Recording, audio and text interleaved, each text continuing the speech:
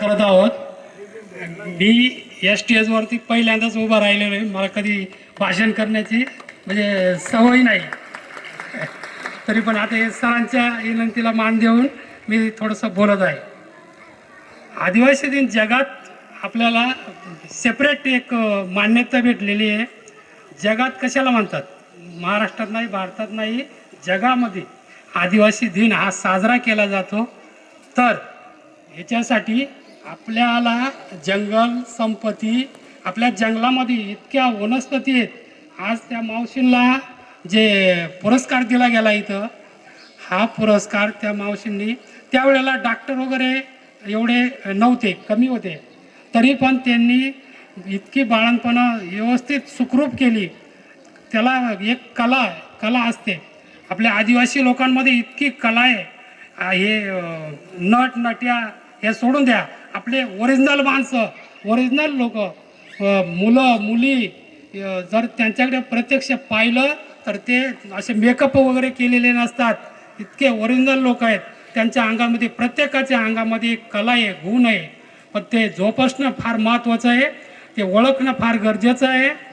आणि आपल्या जंगलामध्ये अजून काही लोकांना कोणत्या वनस्पतीपासून काय भेटतं, काय मिळतं, कोणती औषधी तयार होते, हे अजून कोणाला एवढं काही माहिती नाही.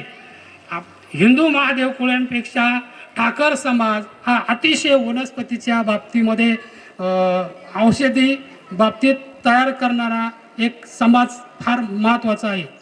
तसेच कोळी महादेव लोक हे गाई गुरं, शेळ्या, शेती आणि या वनस्पतीपासून मिळणारे फळं हे विकण्याचं काम करतात. म्हणून त्यांना हे फार महत्त्व आहे.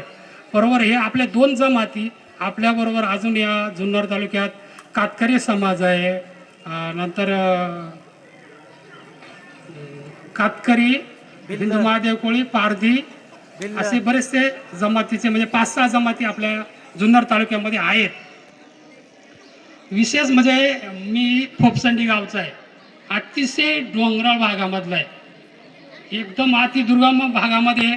आज हे इथं जे बसलेले मंडळी आहेत हे सुद्धा जातात तिकडं वनस्पती पाहण्यासाठी. त्या वनस्पतीपासून औषधी निर्मिती करतात, घरगुती औषधी निर्मिती करतात. आता आमच्याकडं विशेष म्हणजे रामाट आहे. या रामाटाचं सालीपासून मासे जे डोहामध्ये असतात ते मासे मारण्यासाठी त्याचा उपयोग केला जातो. त्याचे फुलं असे पिवळसर रंगात झेंडूसारखेच असतात. त्याच्यानंतर जांभळ तर हे आहे सर्वसामान्य.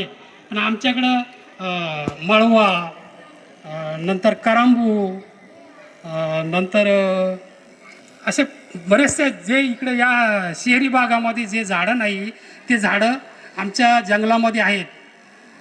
या शहरी भागापेक्षा आता एवढंच की आमच्यात भाज्यासुद्धा इतके आहेत, खूप भाज्या आहेत. एकदा जरी ती भाजी खाल्ली तर काही आजार वगैरे होत नाही. दिव्याची भाजी, काय बरेचशा भाज्या आहेत. आता या मावशांना सगळ्यांना माहिती आहे, की जे जुने माणसं आहेत ना, जुन्या माणसांना सगळ्यांना माहिती आहे. तुम्ही एकदा खाऊन पहा.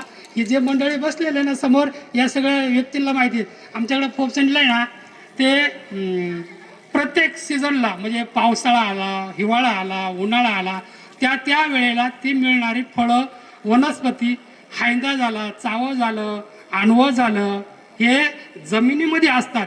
हे जमिनीतून खोदून ती एक वेळेस भाजून खाल्ले ना तर ते जे पोटातले काही विकार असतील ते विकार आपोआप कमी होतात.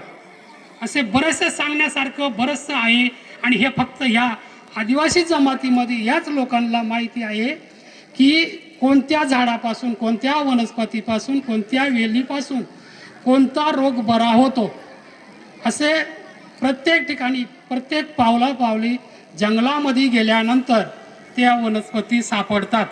म्हणून सरकारनं नाही, जगामध्ये ज्या संस्थेनं या आदिवासी लोकांना, या आदिवासी दिनाला मान्यता दिली याच्यासाठी की हे जरी तुम्ही डॉक्टर लोक असले, तुमच्या मेडिकली असतं काय असेल ते, त्याच्यापेक्षा त्याची जर प्रक्रिया फक्त या लोकांना, या जमातीच्या लोकांना त्याची एवढी पूर्ण माहिती नाही. कारण प्रक्रिया करता येत नाही, त्या लोकांकडे तेवढी सामुग्री नाही. म्हणून ते आपल्या त्यांच्या पद्धतीनं पुढं उकळत ठेसून कशात म्हणजे असं ठेसून त्याचा पाला रस करून ते त्या पेशंटला देतात. त्याच्यावर त्याच्या 4-5 याच्या झालं की ते पेशंट बरा होतात. अजून सांगण्यासारखं भरपूर आहे आदिवासींच्या याच्यामध्ये. पण जेवढं मला एक ढोबळ मनानं मला सांगता आलं तेवढं मी सांगितलं. बरं, मला बोलण्याची संधी दिली की पहिलं प्रथम मी या स्टेजवर आणि प्रथमच मी बोलायला उभा राहिलेलो आहे. त्याच्याबद्दल संयोजकांचं आणि या संस्थेचं मी आज या संस्थेमध्ये जवळजवळ 40 वर्षे आणि 5 महिने सर्व्हिस केली. त्याच्या अगोदर मी 5 वर्ष या शाळेमध्ये शिकायला होतो. मी 1979 सालापासून या ओतूर संस्थेमध्ये गाडगे महाराज संस्थेमध्ये मी शाळा शिकायला होतो. त्यावेळेचे जुने शिक्षक एवढे आदराने इतकं आम्हाला त्यावेळेला इथं रस्ते नव्हते, काय नव्हतं, आम्ही पायी यायचो.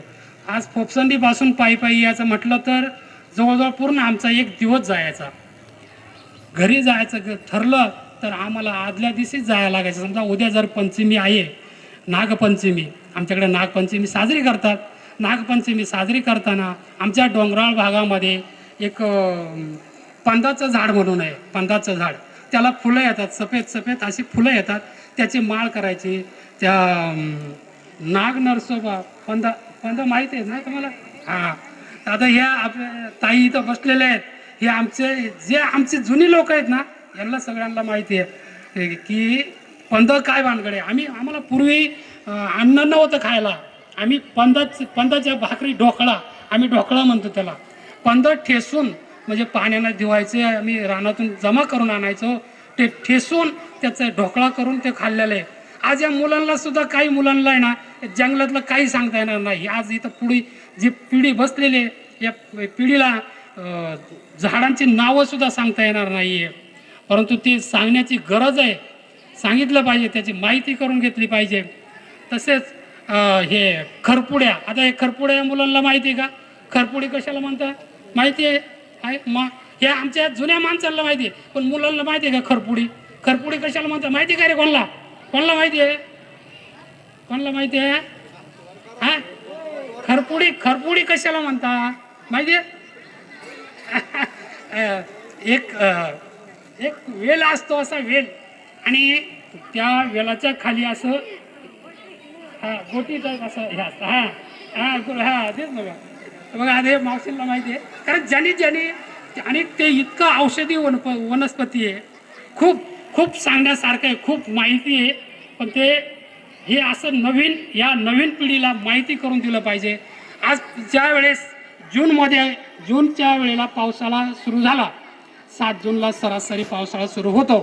पावसाळा सुरू होण्याच्या वेळेला आमच्याकडे एक कडा म्हणजे किंवा डोंगर, थोडक्यात कड्या कापारीमध्ये एक लाल रंगाची एक खेकडी असते. त्या खेकडीचं नाव काय आहे माहिती आहे कोणाला? माहिती आहे का? हां, एक छोटीशी खेकडी असते, अशी खेकडी, ती देवखेकडी म्हणतात, बरोबर? हां, ते मावशींना विचारा बघा. आज त्यांचं 60-70 वय आहे. खेकडी ही पावसाळा सुरू होण्याच्या अगोदर, नंतर दुसरी खेकडी एक असते, गिंदोळी खेकडी. गिंदोळी अशा 2 प्रकारच्या खेकड्या असतात, बरं का? गिंदोळी ह्या पण पावसाळ्याच्या सुरुवातीला, ज्या वेळेला पाऊस सुरू होतो त्यावेळेला त्या ह्या खेकड्या निघतात. ही देव खेकडी म्हणून जे लाल खेकडी असते, ही रानातून जमा करून आणल्यानंतर त्याचा ठेसायचा, त्याचा रस्सा करायचा, आणि ते आमच्या बैलांना पाजतात का नाही मावशी? हां, तर ते खेकडी ठेसून त्याचा बारीक कूट करून त्याचा रस्सा करून ते बैलांना पाजतात. कशासाठी?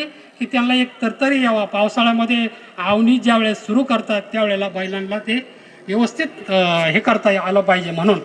त्याच्यानंतर गिंदोळी खेकडी झाली, चिंबोरी खेकडी झाली, किरवा झाला, कोल्डी म्हणून एक आहे. ही कोल्डी खेकडी ही उन्हाळ्यामध्ये असते. कोल्डी माहिती आहे का? कोल्डी माहिती आहे? उन्हाळ्यामध्ये असते. ते असं डोहामध्ये, म्हणजे माती उकळून आपण उन्हाळ्यात काढतो, म्हणजे जानेवारी फेब्रुवारी महिन्यामध्ये. त्याला पिला असतात बरेचसे. बारीक बारीक पिलं असतात. तर ती एक मोठी खेकडी असते, त्या खेकडीच्या पाठीमागं ती उन्हाळ्यामध्ये असते, म्हणजे ती जानेवारी फेब्रुवारीच्या दरम्यान किंवा मेपर्यंत ती खेकडी राहते. परंतु ती खडकाच्या आतमध्ये असते. ती असं मातीच्या आतमध्ये घर केलेलं असतं ते ना, ते बिळ केलेलं असतं, त्या बिळामध्ये असते ती. आणि त्या बिळ ते खोदल्यानंतर ते खोदल्यानंतर ती एक खेकडी काढण्यासाठी तिची जवळजवळ 20 ते 25 पिल्ला असतात, बारीक बारीक पिल्ला असतात. कोलडी असे किरव्या टाईपच असते, परंतु ती अशी थोडीशी गोलसर असते. ही खेकडी उन्हाळ्यात भेटते. आता अजून बरंचसं आहे सांगण्यासारखं, पण जाऊ द्या, ठीक आहे, ओके, थँक्यू मित्र. बस.